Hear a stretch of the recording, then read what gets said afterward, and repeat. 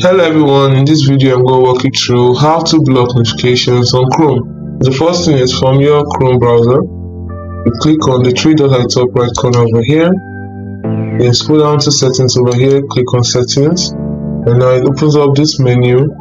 So the next thing you're going to click on is privacy and security, which is the third option here. This opens another one.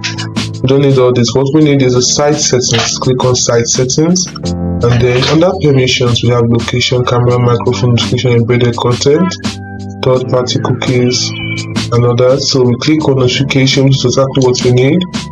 And once we've done this, we're going to have this now. So we have, as you can see, sites can ask to send notifications, but we don't need this. What we want to do is to block sites from sending notifications. So you click on this.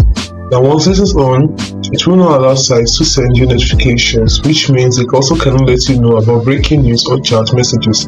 If you still want this, leave it. If you do not, if you haven't changed your mind, you can simply tap on this. But in case you do not, just leave it on like this. So hope you found this video helpful on how to not allow sites or how to stop or block sites from sending notifications to you on Chrome. If you did, like and subscribe to this channel for more. Thanks for watching.